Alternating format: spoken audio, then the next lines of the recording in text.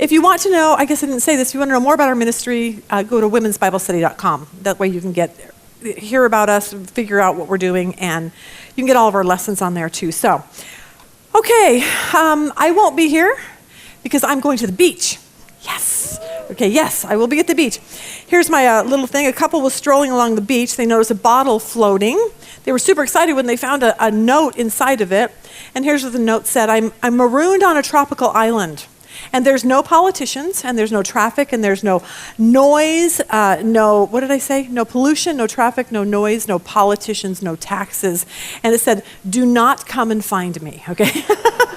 So, I will not be marooned on an island, just so you know that, as much as that sounds fun. Today, we are going to finish up in the book of Acts, and what I want to talk about today is I want to end talking about the storms of life, because as we go into the summer, it's inevitable that someone's going to have some kind of a storm that's going to come into your life. Now, last week we left off with the Apostle Paul, and he has been stuck in Caesarea. He's been falsely accused, and he's been in prison there for 2 years. He finally appealed to Caesar, and today we're going to see him finally heading to Rome. As we end out Acts, this is where his goal is to get to Rome. Now, we're going to pick up with Paul going on a cruise, but it's kind of like not our cruise ships. It's not like a princess cruise or anything like that. It won't have any amenities. He won't have like an all-you-can-eat food bar, or there's no dancers or singers, or he's not going to be able to lay out in the sun. He's going to be on this barge with 275 other people, and it's not going to be very fun because he's going to be in the middle of a storm. Now, we're going to read a little story really quick from a man who worked on a cruise ship, and this was in August 1992. He said, I was working on cruise ships in the Caribbean. My contract was just finishing as we were sailing back towards Miami. I was due to disembark for the very last time. We started hearing of the news flashes about the hurricane. First, I was delighted. A hurricane, what fun. I could take great pictures and what great stories I could tell, and then I began to listen more closely. The first thing I realized was that there was no escaping. The airports were sending out their last flights. The roads were completely blocked by people fleeing the storm, and anyway, I didn't have anywhere to go. A friend offered that the few of us from the crew due to fly home that day would hang out at his house, so we began preparations. We boarded up the ground floor windows and put away anything that was outside in the garden. We filled the bath with water and any other large containers we could find, and we were all very cheerful. It was a great adventure. But I remember the news broadcasters' voices becoming more and more stressed as the storm came closer. There were projections and assumptions, there were estimates and forecasts, and then there was just plain old panic. It got late. We decided to grab some sleep. It'd be nice if I could actually do that. While we could, we were sleeping on a mattress on the floor in the upstairs bedroom. I woke to the sound of screaming wind and thudding against the side of the house. Hurricane Andrew had arrived. Rain was pouring through the closed windows. The trees were bent in half. Huge crash as a ceiling fan smashed to the floor. We ran downstairs to the tiny space at the bottom and surrounded ourselves with mattresses. The walls were shaking, the dog howling, and we were sure the house was about to collapse.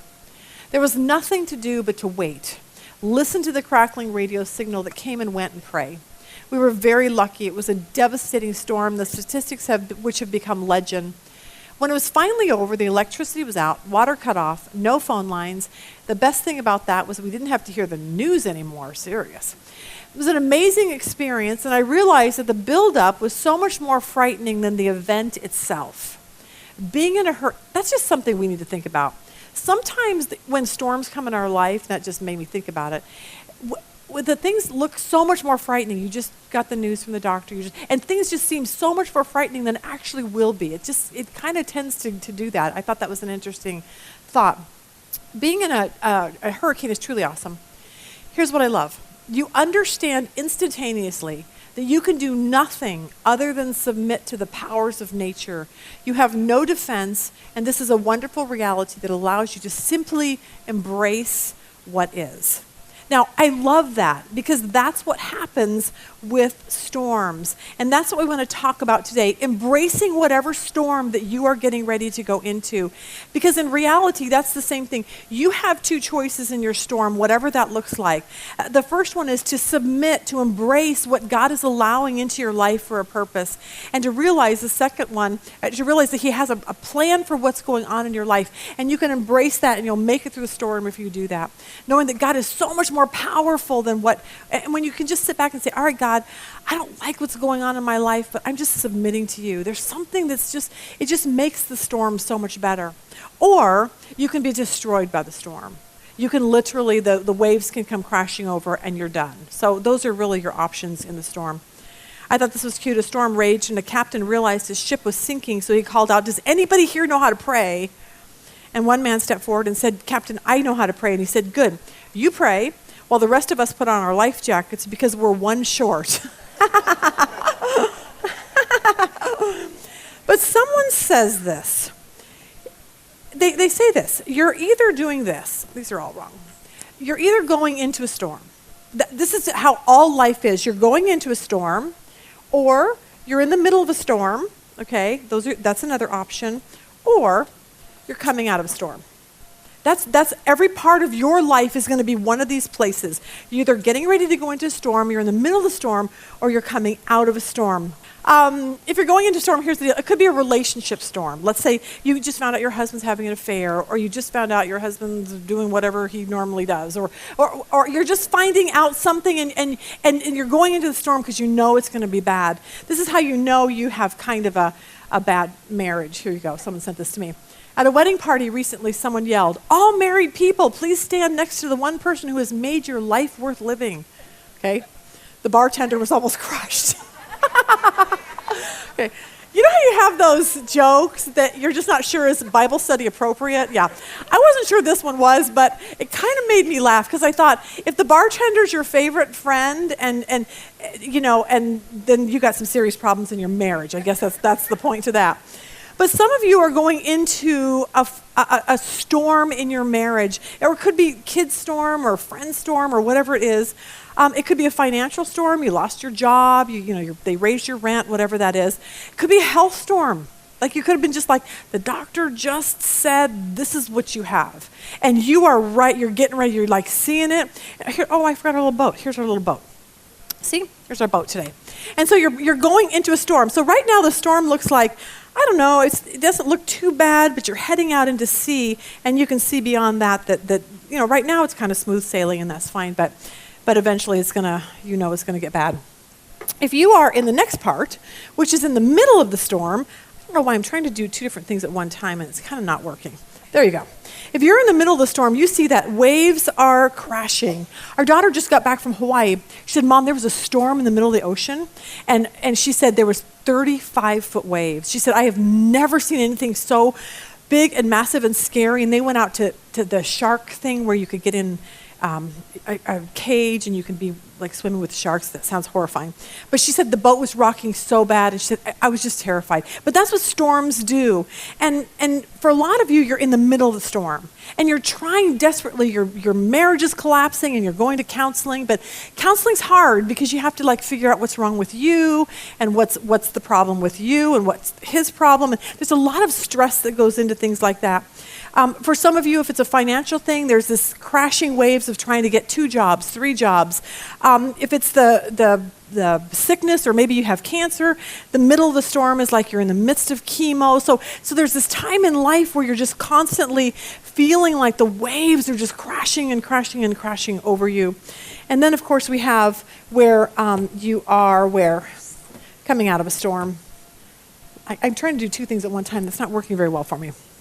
Coming out of a storm. And that's when, you know what? Things just kind of seem, in the midst of the storm, they're like this. That's how your life is in the middle of the storm. But now it's kind of like, Okay. And it's getting a little bit better as you're coming out of the storm because you can kind of feel like there's hope at the end of that little tunnel. And this is when you're coming out of the storm, maybe your relationship is back on track, you and your husband got it together, your friendships are better, your finances have lined out, chemo's over, cancer's in remission. You see how that works? It's like all your life you're going to be going into a storm, in the middle of a storm, or coming out of one. And we want us to be really great followers of Jesus at every single one of those places. Because here's what we need to know.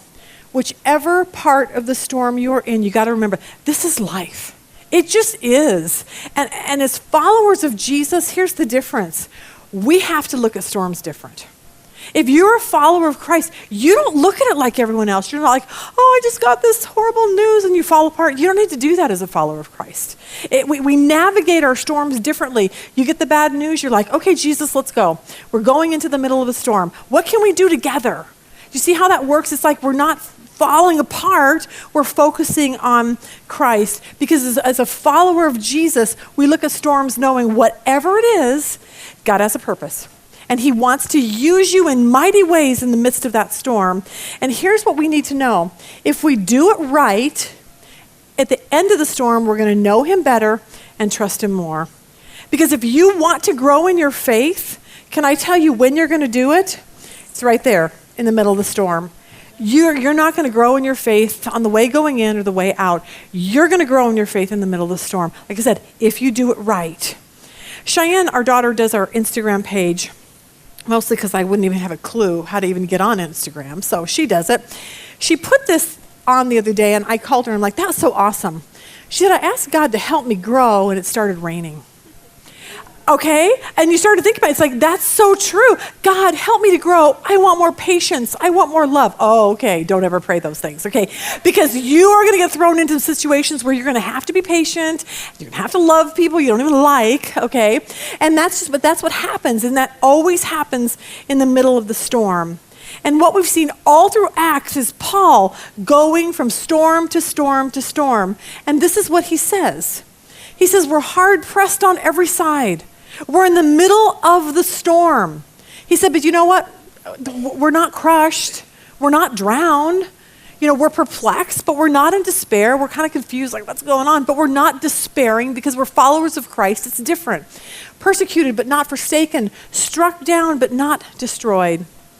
We'll have to end our Bible study talking about Chippy. I know we've talked about Chippy a lot.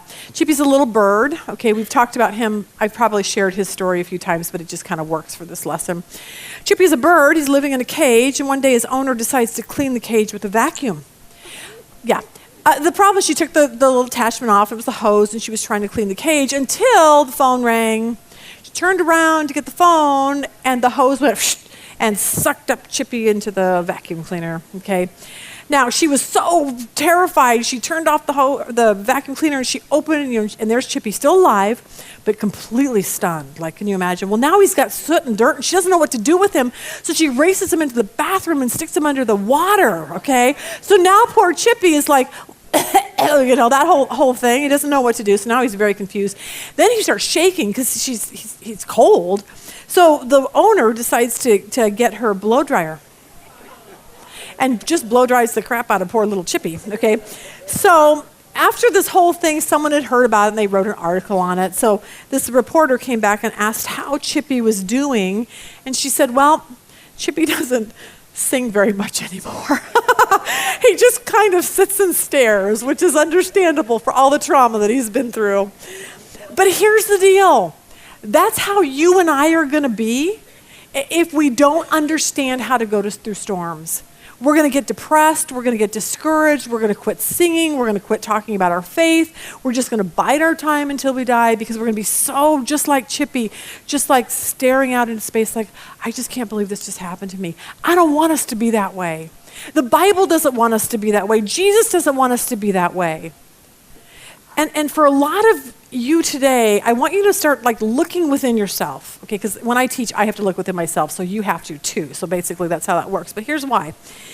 Because the storms of your life have turned you into people you don't want to be, but have turned you into people that you are. And you think that you are going to have to be that way for the rest of your life, and I want you to know that that's not true. Here you go. Storms do not have to make you who you are. See, we like to blame the storm of divorce. Well, I'm just bitter because it's my divorce fault. How about the loss of your life? Whatever your loss is, now you're angry. So the storm of loss has made you an angry person. The storm of hurt has made you never, ever want to trust. I'm just never going to trust that man again. I'm never going to trust that man, my kids. I'm never going to trust, all because of that storm. And see, we become people that we really don't want to be.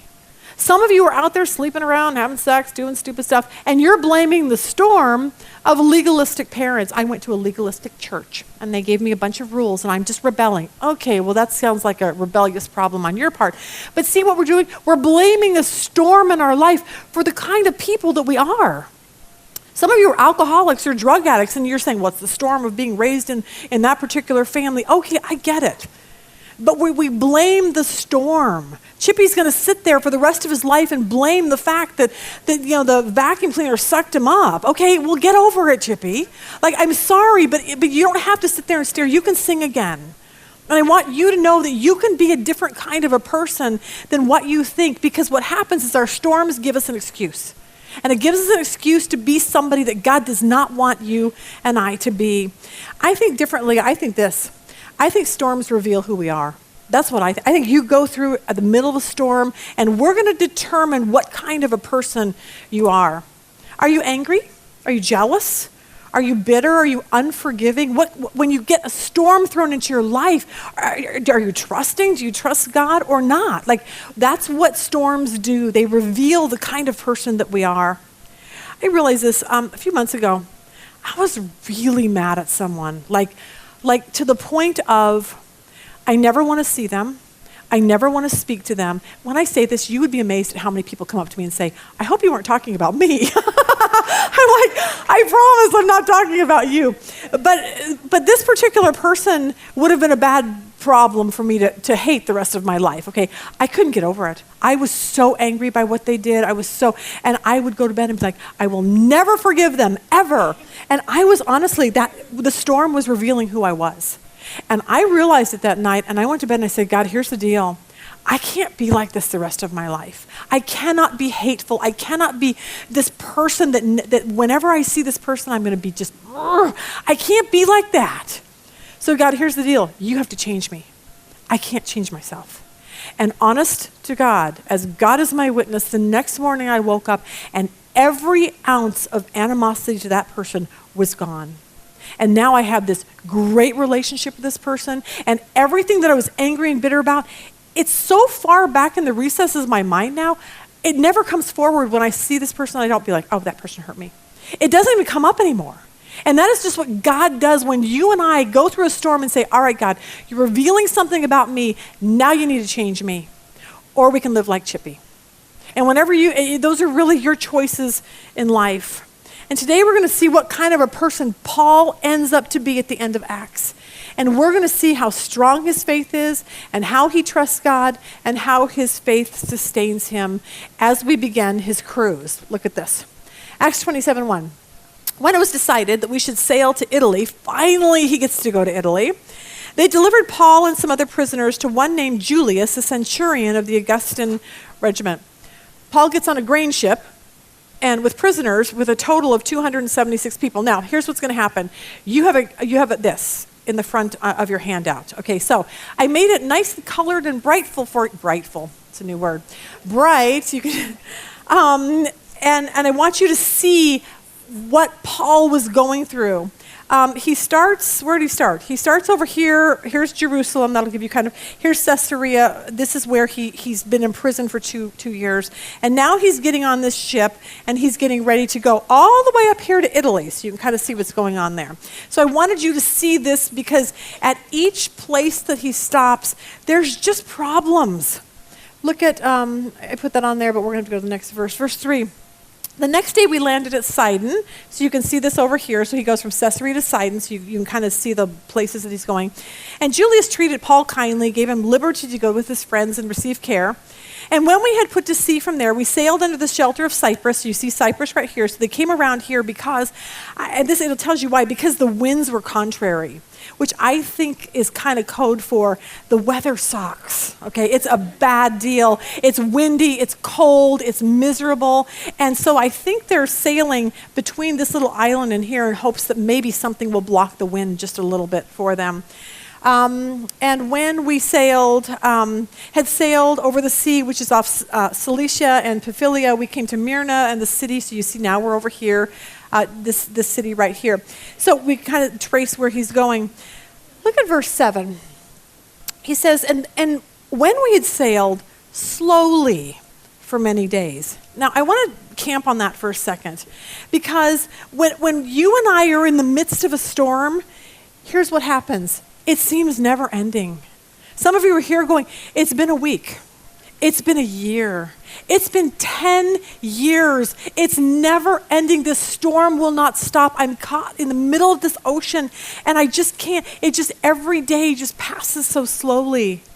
And when you are in the middle of a storm, you feel like God has forgotten you. And a lot of it's because there's no time clock on a storm. There's just not. Now, time clocks are good things because a time clock says at 8 o'clock it's over, at 10 o'clock it's over, at August 2nd it's over. Like at least we have a date where we know we're shooting for, but that doesn't happen in storms. Time clocks are great. Like Super Bowl, 1 minute left. Okay, if you're losing, if you're winning, whatever, you know in 1 minute the outcome will come out. Dusty right now, it's so funny, he's watching the basketball finals. Like he loves the Warriors, he loves Stephen Curry, so that's kind of a big deal. So he came in the night and he said, hey, do you and Dad want to watch the game with me? And I'm like, well, I don't know what time to start. And he goes, 7:30. Like, are you joking? We're sound asleep by 7:30, okay? But I said, Dusty, let me tell you how you watch basketball without the stress of time clocks and all that. I said, you go to bed and then you wake up, and the first thing you do is you get on your phone and you say, hey, Siri, who won the game last night? Okay, it's real simple because then you don't have, because there's a lot, time clocks are stressful one way or the other, but time clocks are good, and storms aren't like that at all because you don't know how long they're gonna last. You don't know how long the depression's gonna last. You don't know how long the lawsuit's gonna last. You don't know how long the marriage problems are gonna last, or I can't get a job. You just don't know that. And that's really frustrating. But what we see from Paul today is that you can't stop. You've got to keep moving. Get up in the morning, regardless of how you feel about, how long this is taking. You get up and you say, all right, God, we're going to make it through another day. And we see that with the Apostle Paul. He just pushed through his storm. Verse 7, when we had sailed slowly many days and arrived with difficulty off of Cnidus, you can follow along on your little thing there so you see. The winds not permitting us to proceed, we sailed under the shelter of Crete and Salome. Passing it with difficulty, we came to a place called Fair Havens near the city of Lasea. So you can see, I'm trying to figure out where all this is now. Fair Havens is right down here. Passing with difficulty, now, I'm trying to do like 3 things. There you go. Now, when much time had been spent and sailing was now dangerous because the fast was already over, Paul advised them, saying, men, I perceive that this voyage will end with disaster and much loss, not only of the cargo and ship, but also our lives. You're like, thanks, Paul, encouraging news. You know those people that just blurt out things that they shouldn't say and then they realize later they shouldn't have said that? That was probably what Paul did here. He just told everyone we're all going to die. The boat's going to sink. This is, I did this the other day. This is why people don't ever invite me anywhere, okay? Especially my family. So Cheyenne had she has her little Ravel boutique. It's kind of cute. She has clothes. And she has a pop-up every so often where she goes and she takes all of her clothes and everyone has booze and then they sell their stuff. So she said, Mom, will you come help me? I'm like, sure. So we go up there. It's right next to Whole Foods. There's a little girl working at Whole Foods, and she comes out and she's shopping at the little boutique. And I had walked away and walked up, and this guy walks up to this girl from Whole Foods, and Cheyenne goes, watch this, Mom. He's trying to pick up on her. So he's going on and on about, you're so beautiful, to this Whole Foods girl. And you're so beautiful, and you have these beautiful eyebrows, and can I have your number? I really want to take you out. And I look at Cheyenne, and I'm like, should we go save her? Like, I don't know, is this what you guys do? This is kind of weird. And I wasn't sure if he was creepy or not creepy. Anyway, she gives him the phone number and then he leaves. And so we walk up and I said, man, we weren't sure if he wanted us to save you. And she said, yeah, I wish you would have. She goes, he really scared me. And I said, well, the good news is this. I said, now that we've seen his face, if we see your face on the news, we're going to know who did it. Like, who says things like that? I was like, and Cheyenne looked at me, and then this poor little girl's terrified as it is, and she goes, I'm sorry for my mom. She goes, she watches way too much Dateline. Okay, so that's what Paul does. All right, you just gotta okay. Anyway, Paul opens his mouth. He tells everyone something he probably wouldn't have, but they didn't really want to listen. Look at verse 11. He says, nevertheless, the centurion was more persuaded by the helmsman and the owner of the ship than by the things spoken by Paul. Because the harbor was not suitable to winter in, the majority advised to set sail from there also, if by any means they could reach Phoenix. P.S. not Arizona, okay? Okay, we have no bodies of water that attach to the sea. A harbor of Crete opening toward the southwest and northwest and winter there. Now, we're going to kind of go off topic here for just a second because this boat had to do this. It had to keep moving to a better destination. If it didn't move to a better destination and stayed in this harbor because of the winter and because of the winds, the boat would have been destroyed. And I want to just throw this out as a side note. It has nothing to do with our lesson today. But if you were the boat owner, you knew you had to keep moving. Get the boat someplace else because you knew it could be destroyed. And some of you need to hear that because you are at a crossroad in your life. You are in a harbor and you're doing really stupid stuff. And I don't even know what it is, but you do. And it's going to destroy your life if you don't do something about it. If you stay where you are, doing things you know you should not be doing, your boat or your life will be destroyed. That's just what's going to happen. And for some of you, it's like, should I take those extra pills or have that whole, bottle of Jack Daniels? If you do, you're going to be on your way back to addiction. You know that, okay? Should I go to lunch with my coworker? We kind of flirt. No, we're going to have an affair. That's just what's going to happen with this thing. Should I do it? Should I go to the club this week? I know what's going to happen. See what happens. It's all a choice. Everything we have is a choice. They had a choice to leave that boat right there where Paul says, we need to stay right here. But they knew if they left it there, it would be destroyed. And we have choices in our life. And if we don't move on, there you go. Our life is going to be shipwrecked just like that. And you need to do what this boat owner did, and it's this. Move on and get away from the place that will destroy you. Whatever that is in your life that is about ready to destroy you, walk away from it because this is a great point. If that boat had stayed where it shouldn't have stayed, it would have been destroyed. Now, that has nothing to do with the lesson, but someone needs to hear that today, and I'm not sure who that is. Now, here's what we're going to talk about. Whatever storm you're in, and we've already talked about this, a health storm, a breakup storm, a loss of job storm, my kids hate me storm, and I flunked the test storm. The natural tendency in life is to stop and give up. Just say, I'm just done. Life is too hard. I'm out of here. But more than that, as a Christian, we want to give up on our faith. We just cannot even imagine that God, where is he in the middle of my storm? Because it doesn't feel like he's anywhere. And so we start questioning him. Are you really there? Do you love me? And then all the doubts start coming. It's in the middle of the storm that so many people walk away from their faith. I'll tell you that right now. Don't do it. Just because you're in the middle of a storm, don't give up. I kind of feel a little bit like that. We went to see a movie called Hotel Mumbai. I don't know if anyone saw it in here. It was really terrifying, okay? It was about a terrorist attack on the Taj Motel in 2008, Taj Hotel in 2008 in Mumbai, India.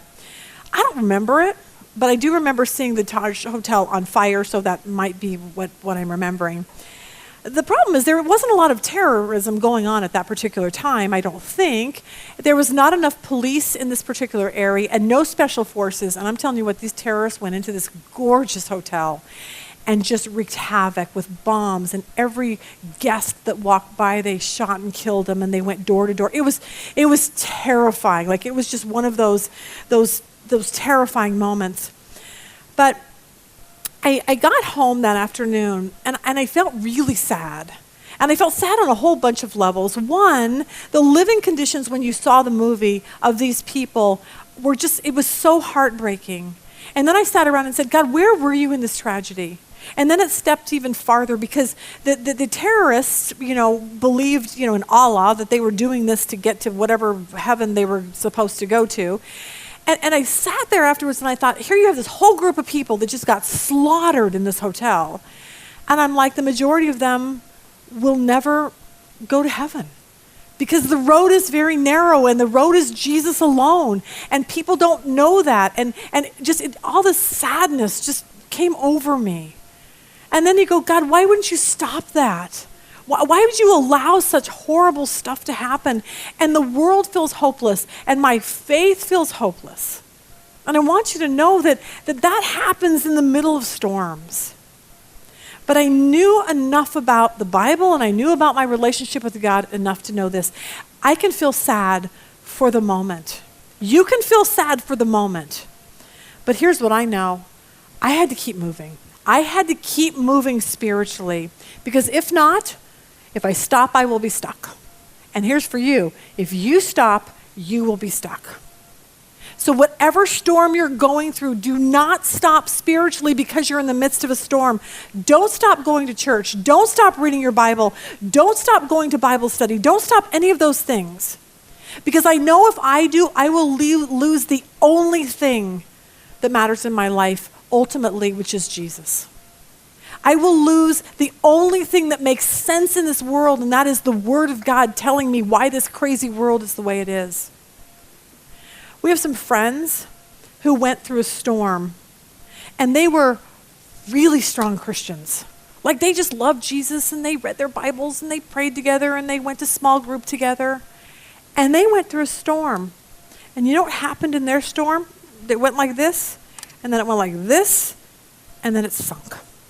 Gone. They literally, because of their storm, walked away from their faith in Christ. They're divorced now. Their lives are disasters. They want nothing to do with God. They don't even believe anymore. All because of a storm. And they spiritually drowned. See, that's what storms do. They're going to find out if you really are truly a Christian. They're going to find out if you really, really take your faith seriously. And I just hope and pray that every person in here, whatever storm you're going to go through this summer, you make it through. You don't get spiritually drowned. And we have hope. And the reason why we have hope is because we know why things happen. We know why there's terrorism and why there's sadness. Paul tells us why. And he says this, "For we know that the whole creation groans and labors with birth pangs." This world is groaning. It's groaning with everything false religion, false, terrorism. The world is just groaning. And then it says not only that, but we have the first fruits of the Spirit. Even ourselves groan. Our bodies are groaning. Some of you get that. Like, I think I sort of fell out of bed last night. Because that's what happens. Like, I was getting out of bed and then I fell on the floor and I was like, wow, I guess that's what happens when you get old. I don't know, okay? But my body was groaning last night. I was like, that was really weird. I woke up this morning and said, did I really fall out of bed? And the answer was, yeah, I think I did. But everything groans, okay? And it reminded me of this clip that we did. It's a 1-minute clip from when Joel was here. Joel Richardson, if you want to know about the end times and you want to get excited about the end times, watch his session 3 on the 1,000-year reign. Look what he has to say on this. Something comes alive and we go, no, the good news is not just someday we die and go to heaven. The good news is the renewal of all things, the restoration of all things, the coming of the kingdom, the messianic kingdom. But we hardly ever talk about any of this in church. And I think we're shortchanging all of ourselves and we're shortchanging the world. Why are we telling the world, hey guys, you should, stop being an alcoholic. You should stop cheating. You should stop stealing. You should come join us. Why? Well, someday you don't go to hell. I mean, that's good, but we have so much more to offer. We have such a better message to steward, and I think we need to reclaim the full gospel as it was proclaimed throughout the prophets, throughout the Bible, by Jesus, by the apostles, right up until the final verses of Revelation, where he's sitting on the throne and he says, behold, I make all things new. That's really good news. That is really good news. And see, we can focus on that no matter what goes on. Now I'm getting to the point where when bad things happen, I just go, yeah, it's just part of life. It just is. Oh, well, we'll deal with it. We'll go through it. It's just, here's the deal. We got to look forward to that day. Instead of getting down in our storms, we have to look forward to the day when the wind will stop blowing and the boat will stop rocking, because here you go. It will. I promise you, it really will. I don't know when, but it will. And you need to look forward to the day when you will be through the storm, because you will be through the storm. And then we have to look forward to the good that God's going to bring out of it, because he will bring something good out of your storm. And no matter how we feel about it, we always feel like we want to quit. But we need to be like our little frog friend. 2 frogs fell into a tub of cream. One looked at the side of the tub and said, this is too hard. I will never, ever get out of this. And he gave up and resigned himself to that fact, sank to the bottom and died. The other one said, I'm not going to do that. I'm going to keep swimming. And he kept swimming and he kept kicking, and the more he did that into the cream, it ended up becoming a solid piece of butter. And he hopped on the butter and hopped out, okay? That's it.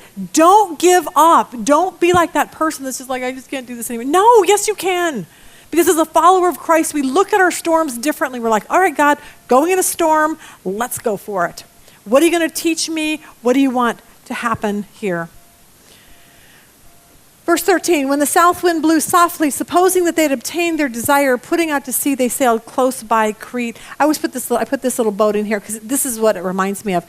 They kind of sailed really close to the shore because these winds were horrific. Look what verse 14 says. But not long after, a tempestuous headwind arose. Verse 18, and because we were exceedingly tempest-tossed, the next day they lightened the ship. On the third day, we threw the ship's tackle overboard with our hands. Look at this. Now when neither sun nor stars appeared for many days, and no small tempest beat on us, look what they said. All hope that we would be saved was finally given up. We're done. Even people in the Bible felt like that. And that's why it's so important for you to read your Bible, because I don't want you to ever get to this point. But people do. But you have a choice. Like, keep going. Don't stop. Paul wanted to make sure they knew that. See, I can't imagine being 14 days in a storm like that. You never see the sun. You never see the stars. It's windy. It's cold. It's miserable. And some of you are in that middle of the storm. Your marriage seems hopeless. The doctor's prognosis seems hopeless. The news you just got seems hopeless. The kids feel hopeless. Your financial situation feels hopeless. But here we see Paul in the middle of the storm. And he probably felt hopeless. But what it teaches us is this: just because you're a Christian does not mean that storms will not come in your life. But the question that we need to ask ourselves is, what are we going to do in the midst of the storm? How are we going to respond? How are we going to act? And you know what Paul did? He stopped looking at himself. He stopped doing the poor me, I'm in the middle of the storm, poor me. He stopped that. And you know what he did? He started encouraging other people. And he started caring for other people, and I think that's how he made it through his storm. And something happened the night before that reminded Paul and Paul's going to remind these people, but you need to be reminded of this in the storm. Look at this. Verse 21. But after long abstinence from food, then Paul stood in the midst of them and said, men, you should have listened to me and not have sailed from Crete and incurred this disaster and loss. But now I urge you to take heart.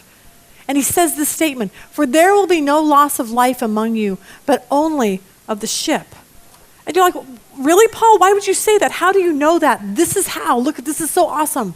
For there stood by me this night an angel of the God to whom I belong and whom I serve, saying, do not be afraid, Paul. You must be brought before Caesar, and indeed God has granted you all who sail with you. Therefore take heart, men, for I believe God that it will be just as well as was told to me. God showed up to Paul in the middle of a storm to say this: I'm right here. I am right here in the midst of your storm. Whatever your storm is, God is saying, I'm right here. Please don't. It doesn't look like it. It doesn't feel like it, but I am right here. And Paul and all these 276 people felt abandoned out there.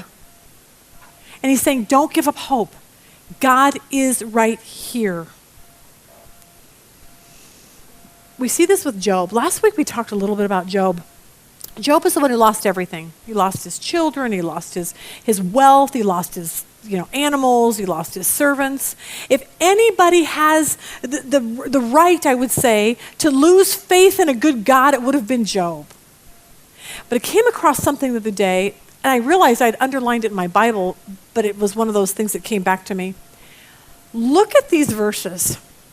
Job feels just like you feel in the midst of your storm. He says this, look, I go forward, but he's not there.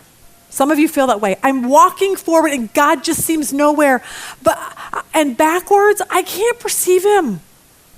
See, that's normal. When you read your Bible, you say, all these guys in the Bible feel just like you do. He's like, I go forward and I don't feel his presence. He says, then he works on the left hand. I can't behold him. And then when he turns to the right, I can't see him. See, that's what storms do in our life. We can't perceive that he's there in the midst of the storm.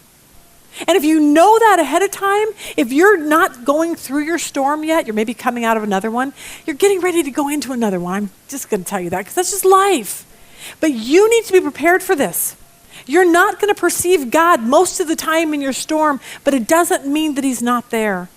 And what Job had to do and what you and I need to do is this: focus on what we know, not what we feel. Tom Schrader always said, what you know has to trump what you feel. What you know to be truth has to override any one of your feelings. And when that happens, your perspective on your storm will change. Look what he says here in verse 10.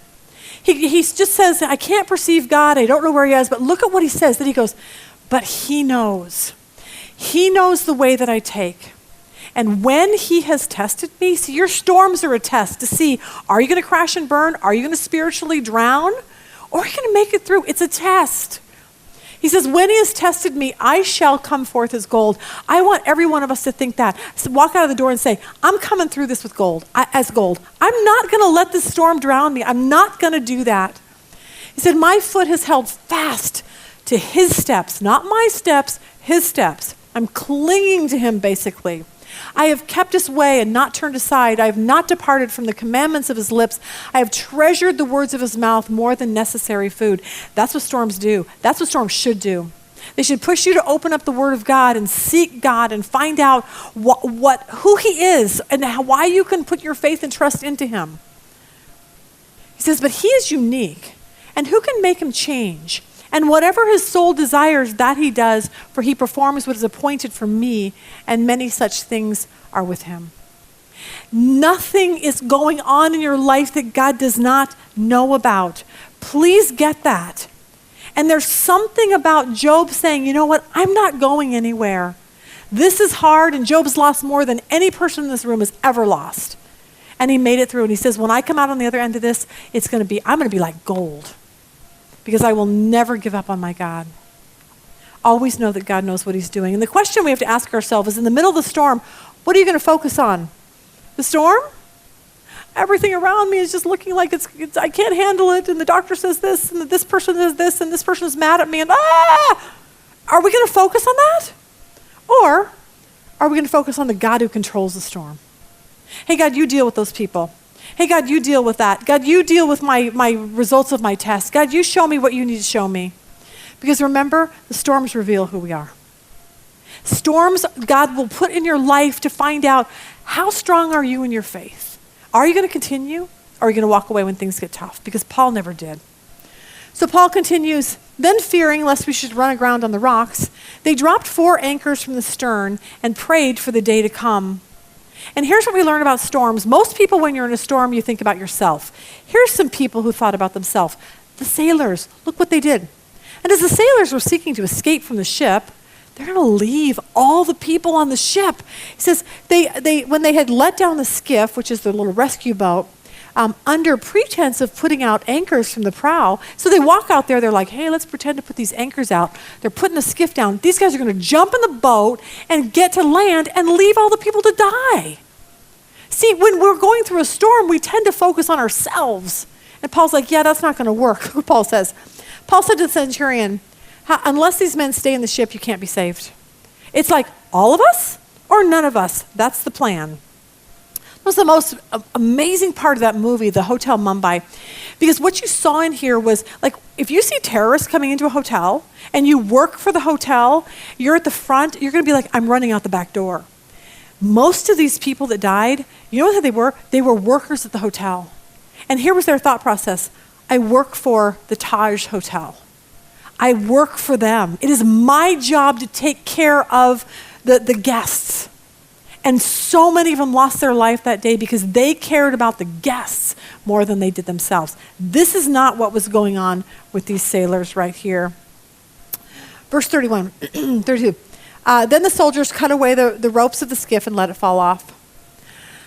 Then verse 32, 33. And as the day was about to dawn, Paul implored them all to take food, saying, today is the 14th day you have waited and continued without food and eaten nothing.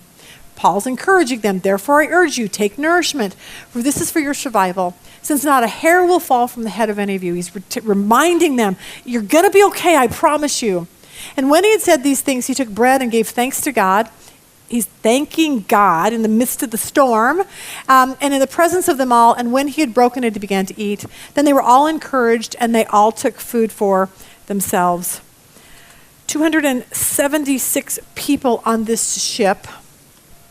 And Paul is doing nothing but encouraging them and helping them. Paul is encouraging them. He's praying. He's thanking God. And I just want to say this. That is a powerful testimony in the midst of a storm. It is powerful when you can pray and you can tell all your friends and the people that are looking at you, they're like, why aren't you sad? Why aren't you scared? You're like, are you kidding? The God of the universe runs my life. I am trusting him for every single thing that comes in here. I'm not worried. Why would I be worried? He's got this. If I die, guess what? I go to heaven. Way better than what's here. So really, the end game is so much better than today. And see, that's a testimony when you can get up in front of people in the midst of the storm and pray and thank God. Which begs the question to us, what are we doing in our storms?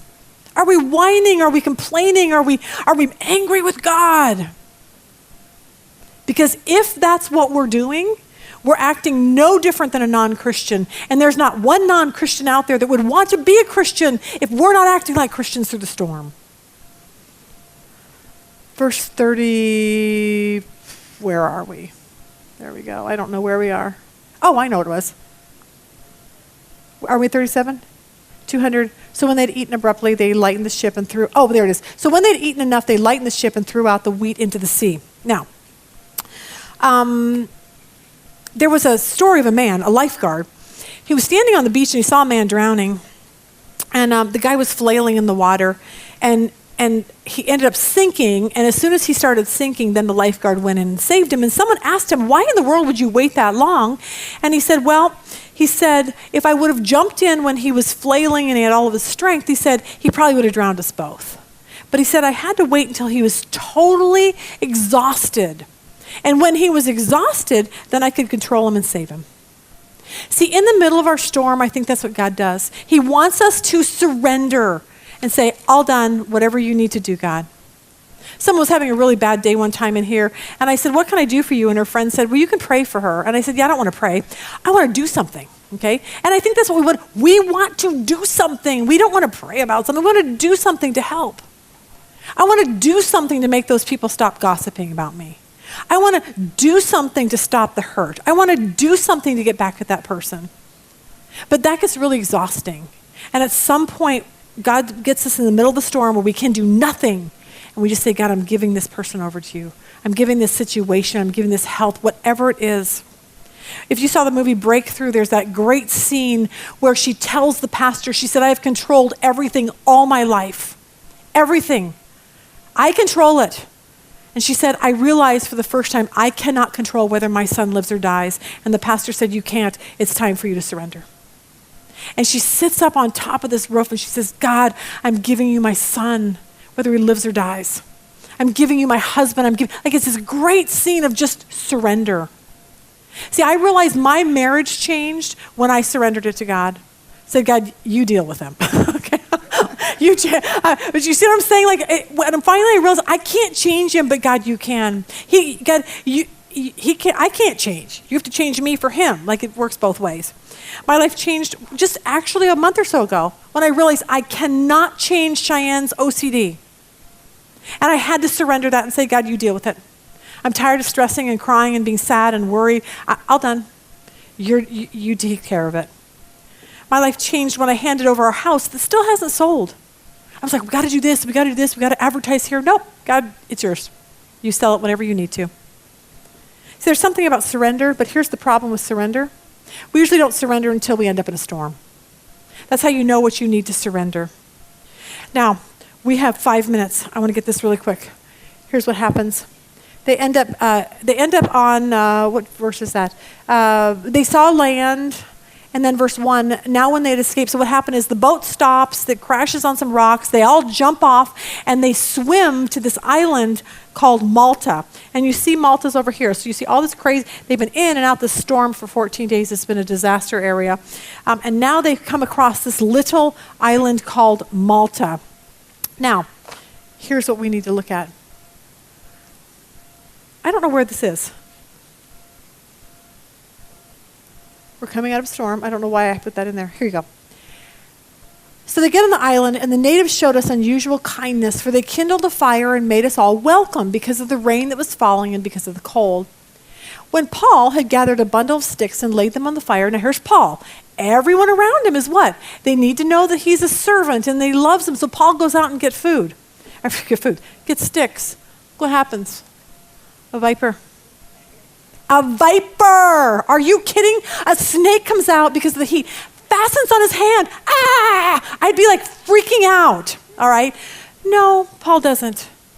I would have been like, all done, God. Are you freaking kidding me? Okay, here's the deal. Like, I just went through a storm, and now a snake attaches itself to me, and it's a dangerous snake, and why would you do this to me, God? Like, it's just not enough is enough. And some of you think that you're coming out of the storm and there might be one more viper. Sorry. It just might happen. So be prepared for that, because Paul kind of was. A viper comes out. So when the natives saw the creature hanging, they said to one another, no doubt this man's a murderer. And now the whole gossip thing comes along. It just doesn't end. All right, we got to hurry and get out of here. But here's what he did. He shook off the creature into the fire and suffered no harm. Here's your last joke for the semester, okay? This really made me laugh, so I hope you find it really funny, but if not, you'll get it. Tonight in bed. There's a rabbit and a snake. They're meeting in the forest. And they looked at each other and they said, I don't really know what I look like, and I'm not even certain what I am. So let's tell each other what we look like, and that'll determine what we are. So the snake says, perfect, let me tell you about you. You got a pink nose, you got long ears, you're fluffy, and the rabbit's like, oh my gosh, I'm a rabbit. That's so exciting. He goes, okay, your turn. So the rabbit says, well, you have a forked tongue, you have shifty eyes, and you have diamonds all over you. It must have been a diamondback rattlesnake, okay? And the snake said, oh no, I'm a televangelist. Forked tongue, diamonds all over you, and see, that was pretty good, huh? You know I need to go on vacation. Okay, that's the end of it all right there. Okay, really quick, let's finish this off and we're out of here. Here's the deal. What you need to do is what Paul did with the snake. He shook it off. Shake it off. Whatever your problem is, just shake it off. Another bill, shake it off. Another job you got turned down for, shake it off. Paul doesn't freak out when something bad happens. He just says, you know what? It's just part of this life on this stupid fallen earth. He goes on. Paul did a bunch of stuff. His faith was never shaken. I don't know why these lessons take me so long. I want to get to the end here. Let's look at the very end, verse 9. I'm going to get to the very end. He finally makes it to Rome, okay? Some people were persuaded, some people were not. the hearts of the people. I want to go to verse 31 because this is where it ends. Let's go to 28. Therefore, let it be known to you that the salvation of God has been sent to the Gentiles, and they will hear it. Then Paul dwelt 2 years in his own rented house. He's now in Rome. Received all who came to him, preaching the kingdom of God and teaching the things which concern the Lord Jesus Christ with all confidence, no one forbidding him. And with that verse, Acts abruptly ends. It's like done. And you're like, oh my gosh, Paul's in Rome and he's going to be there. But here's what it ends with, the theme that we've learned all through Acts, and it's this. We all have a mission. Because Paul left something and Jesus left something here, unfinished. That's why we named this series Unfinished, because it's unfinished. The gospel getting out into the world is unfinished, and that puzzle will not be completely put together until Jesus comes back and reigns here on this earth. I want to end with this. Here's what you need to know. We have a purpose as a follower of Jesus. And our purpose is what acts, and why I think we lost a lot of people in this Bible study this year, is because nobody wants to know this. Nobody wants to know that your purpose is to get saved so that you can get out there and tell other people how to get to heaven. That's your purpose. People want to go, well, I want God to make me happy, and I want to be wealthy, and I want to be healthy. Well, that might not be it. Your purpose, wherever storm he puts you in, is so that you can share the gospel with other people. And that's what Acts is all about. And honestly, I think if you understand your purpose, it doesn't matter what storm you get thrown into. It won't matter.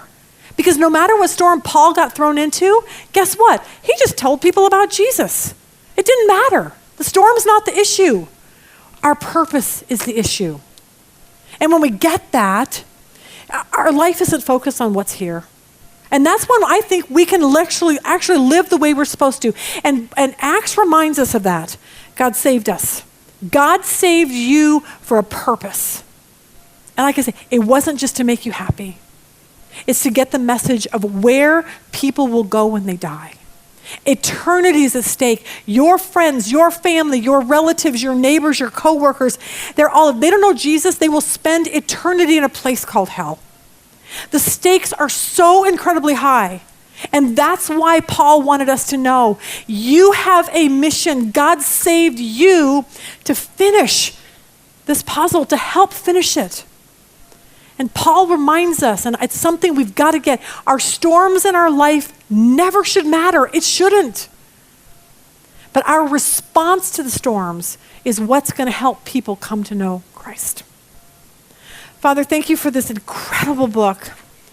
God, thank you for the things that you've taught us, that I have learned so much from this, and especially this lesson today reminded me that anytime there's a storm, I can look back and say, it's okay, God. I know I'm going through this. How can I serve you through the storm? God, I pray for that for each person in here, that any person that's listening to us, however they found us. God, I pray that whatever storms they're going through, you will give them the grace to make it through the storm, but help them to know that they have a purpose through the storm. God, don't let us walk away. Don't let us drown spiritually in the storms.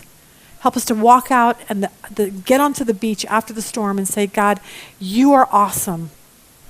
And I want to tell more people about you because we just made it through a really, really bad storm.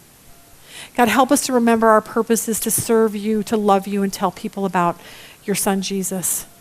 And God, if there's anybody here that does not know you, I pray today's the day they say, Jesus, come in my life. Because you are the only way to a relationship with God. Thank you for these women. Bless them this summer in Jesus' name. Amen.